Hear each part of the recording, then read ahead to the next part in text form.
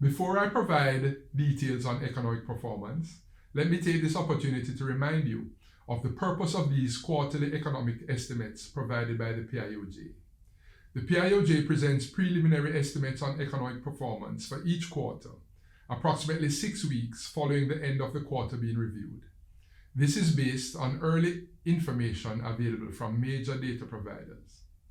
This release of the preliminary estimate is consistent with developments in all modern economies globally, where it is a common practice to release a first, second, and even a third preliminary estimate before the final official figures are released.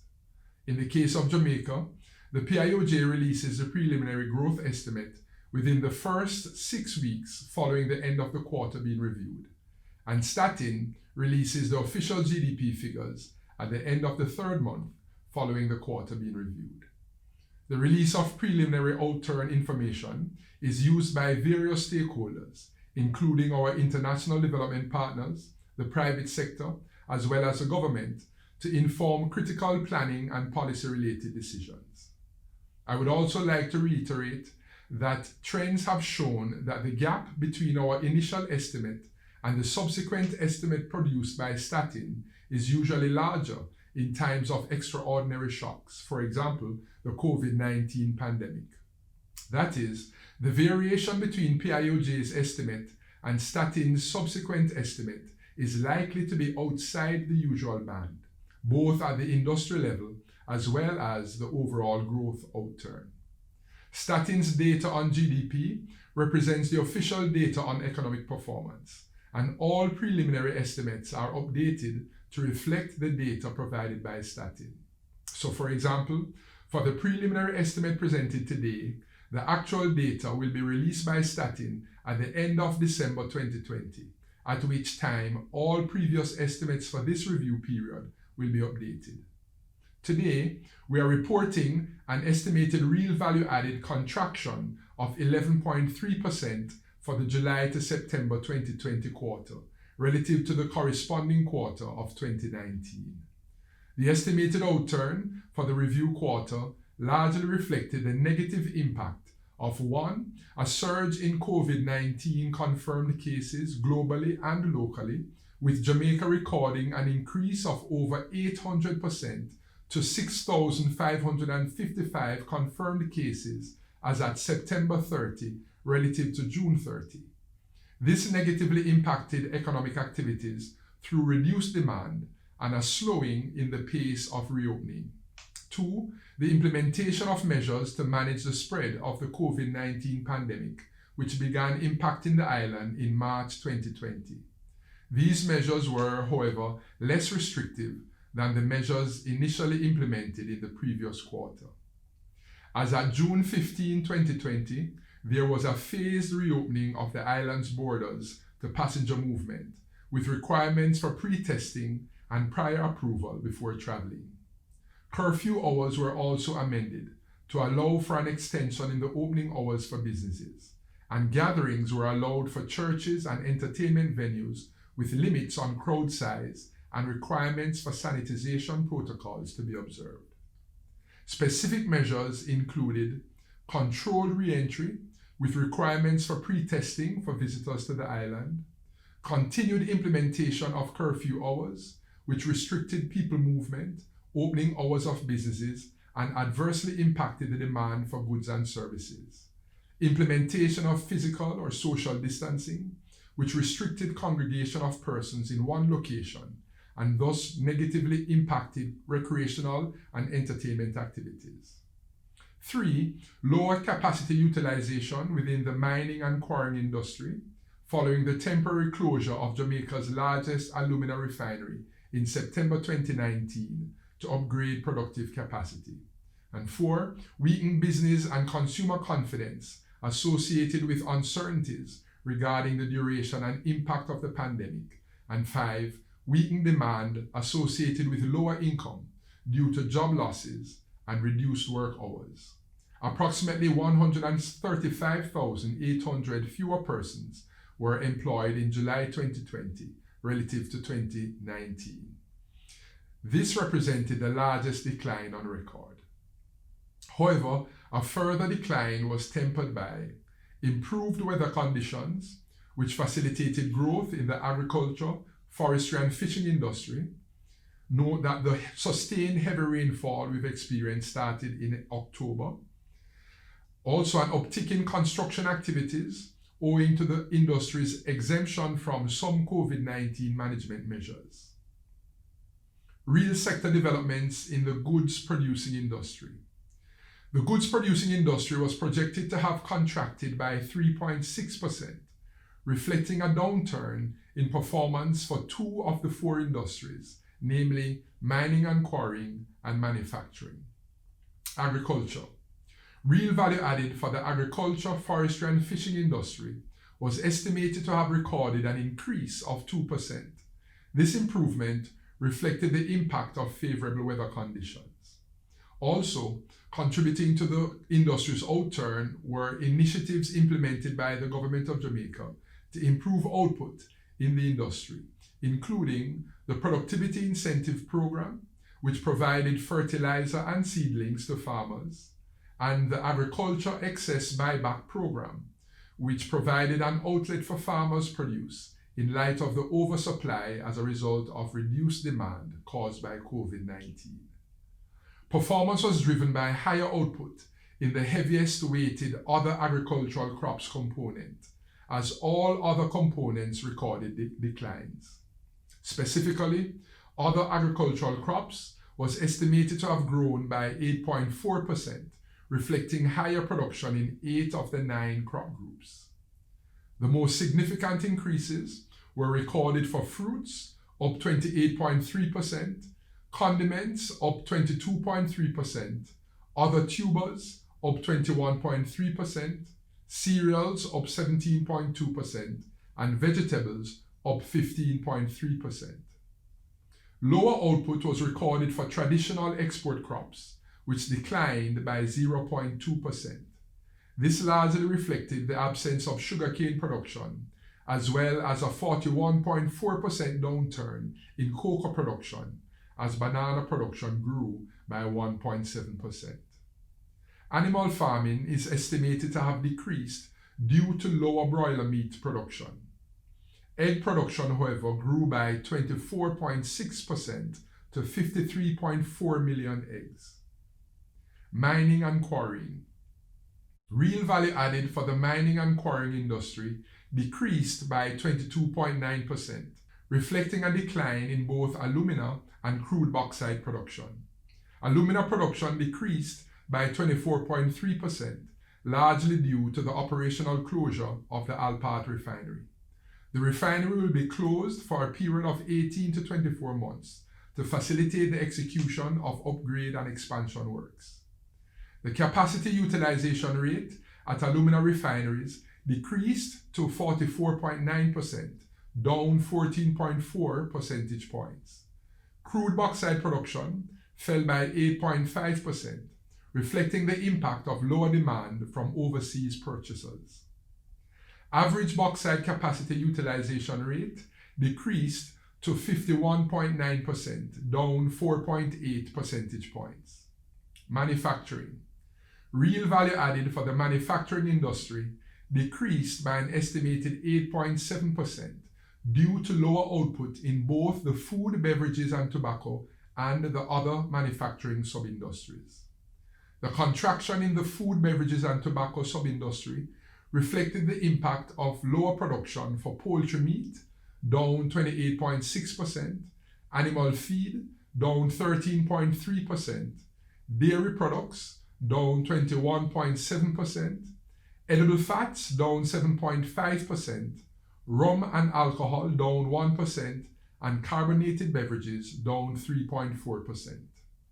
Within other manufacturing, lower production was recorded for petroleum products due to a reduction in the refinery service factor for 2 of the 3 months of the quarter. The refinery service factor declined by 50.3 percentage points to 49.7%. All products surveyed recorded lower output, including gasoline, down 58.4%, liquid petroleum gasoline, LPG, down 72.6%, automotive diesel oil ADO down 51.2%, fuel oil down 68.8%, and turbo fuel down 80.9%. Construction. Real value added for the construction industry increased by 5%, mainly spurred by growth in the other construction component.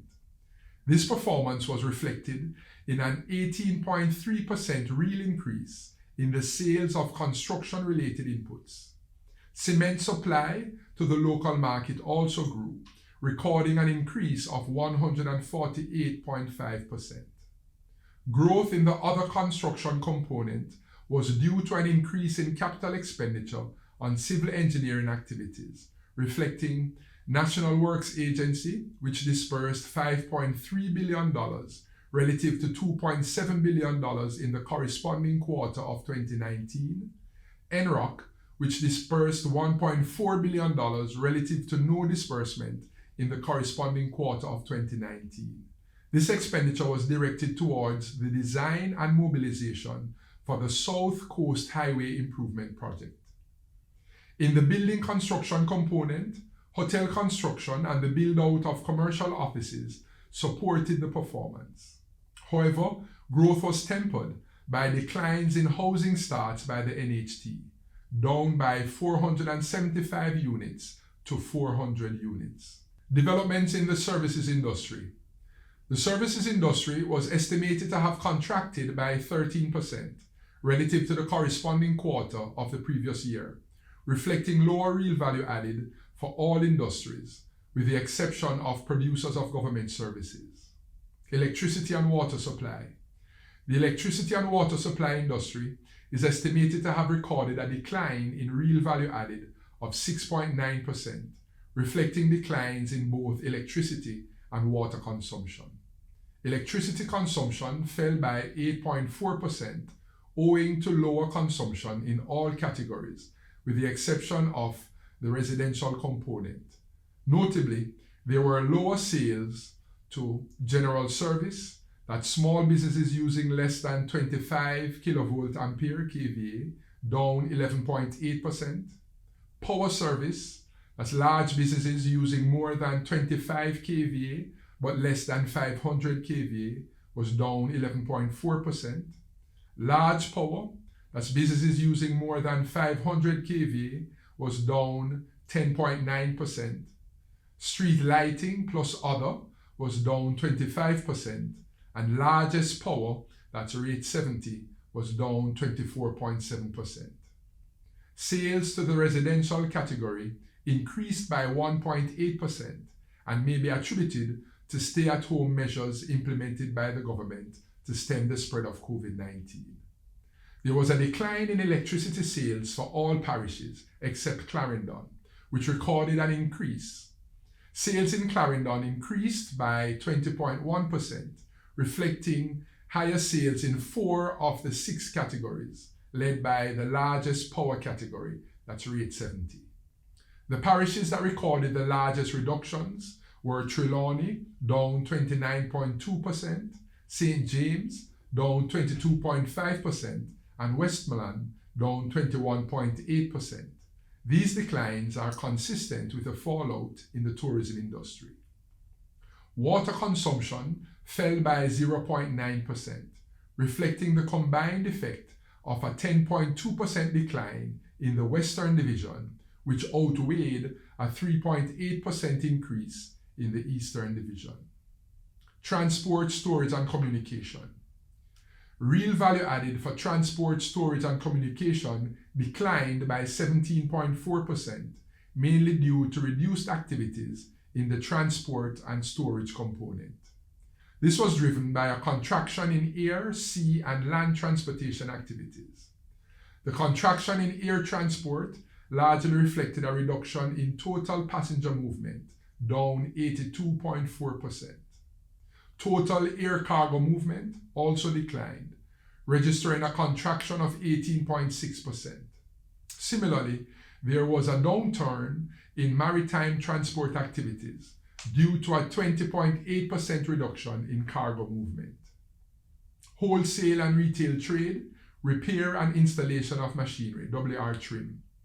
Real value added for the wholesale and retail trade, repair and installation of machinery, WR trim industry, was estimated to have declined by 7.5%, reflecting the adverse impact of measures to contain the spread of COVID-19 on business and consumer confidence and employment, which led to a downturn in demand. A further decline in the industry was tempered by a 38.5% real increase in remittance inflows for July 2020 relative to July 2019. Lower sales were recorded for 6 of the 8 categories, including textiles, clothing, shoes and jewelry, down 32.3%, minerals, fuels, lubricants and petroleum products, down 25.2%, other wholesale and retail sale of goods and services in specialized and non-specialized stores, down 17.1%, and motor vehicles, auto repairs and accessories, down 14.8%. Finance and insurance services. Real value added for the finance and insurance services industry was estimated to have contracted by 4.5% during the quarter, largely reflecting lower returns on investment as well as lower fees and commission income. Hotels and restaurants. Real value added for the hotels and restaurants industry was estimated to have declined by 63.8%, reflecting a downturn in total stopover arrivals by 81.8%.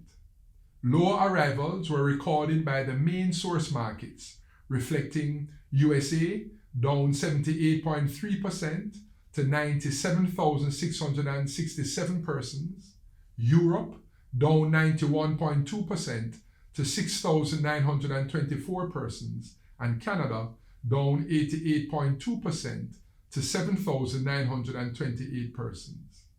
There were no cruise passenger arrivals during the period, as the cruise industry was impacted by concerns related to the heightened possibility of spread of COVID-19 on cruise vessels.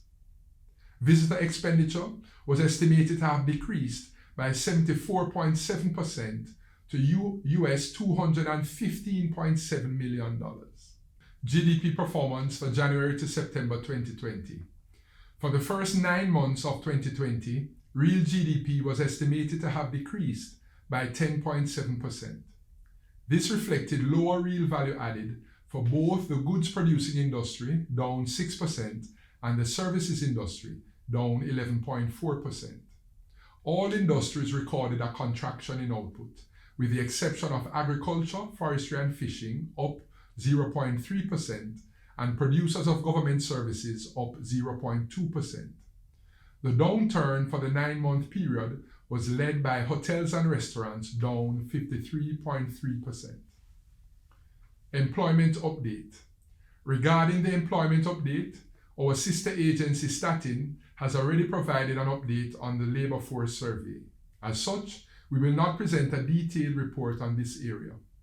The highlights, however, are that for the month of July 2020, the unemployment rate was 12.6%, up 4.8 percentage points. This was the highest rate of unemployment since January 2017. Youth unemployment increased by 10.2 percentage points to 30.4%. The number of persons employed decreased by 135,800 persons relative to July 2019.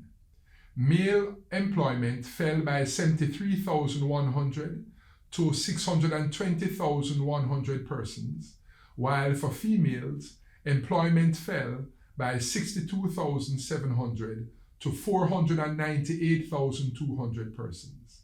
The age cohorts 20 to 24 and 25 to 34 were disproportionately affected by the downturn in the labor market, accounting for approximately 54% of the fall in employment. Vision 2030, Jamaica. In the face of COVID-19, Jamaica's strategic approach to the implementation of Vision 2030 Jamaica is under review. This includes the 2030 Agenda for Sustainable Development, to Sustainable Development Goals, SDGs, which is being implemented through Vision 2030 Jamaica. We anticipate revisions not only in the medium-term strategies and the implementation framework or means of implementation, but also the medium-term and the long-term 2030 targets. The Government of Jamaica is treating this as an opportunity for structural changes to support greater levels of social cohesion and accelerated social, economic, environmental, and institutional capital building. The process of review and revision has commenced with scans of the global and local development environment, damage and loss assessment, and research and review of the strategic priorities which are being undertaken by the PIOJ. Research is also being conducted by the National COVID-19 Research Group on the effects of COVID-19, forecasted outcomes and impact, and public policy responses. Lessons learned in plan implementation to date have highlighted areas that we must prioritize as pillars for avoiding development losses and maladaptation. These include those learned from the last global crisis.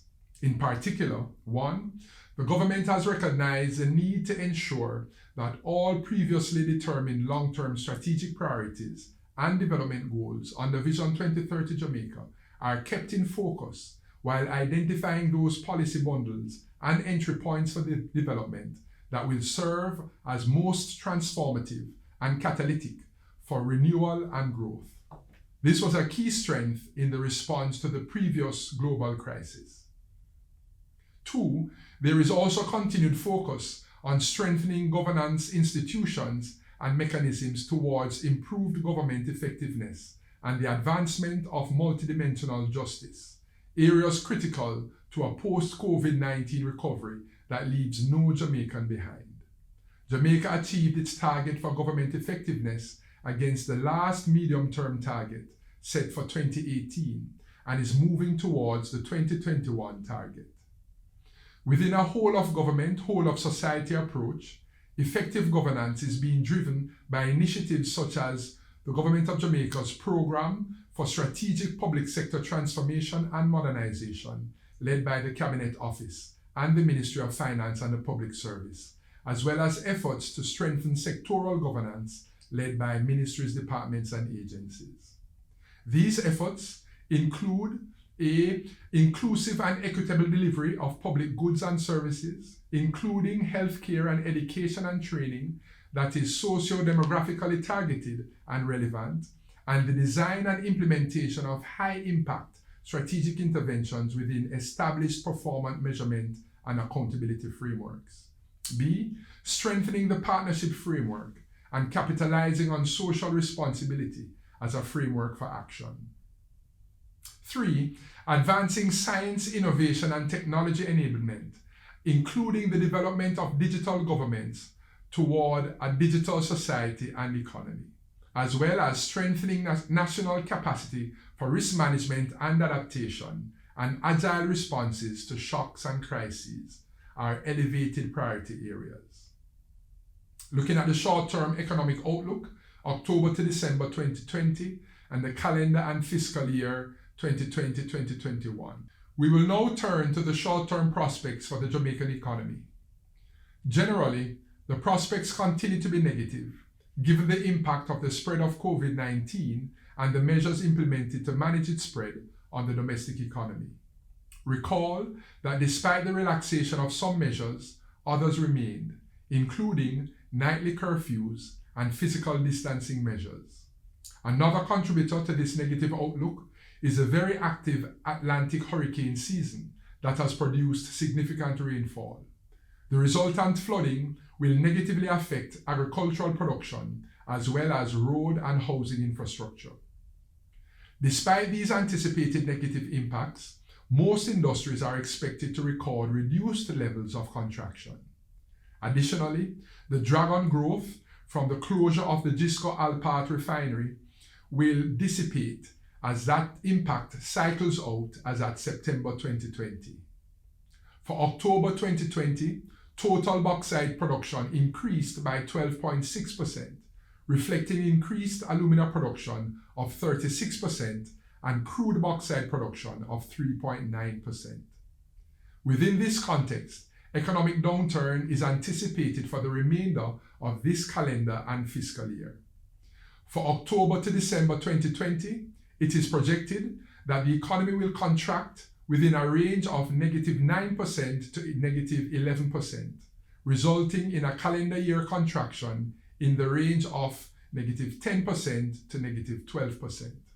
For fiscal year 2020-2021, the projection is for a contraction within the range of -10% to -12%.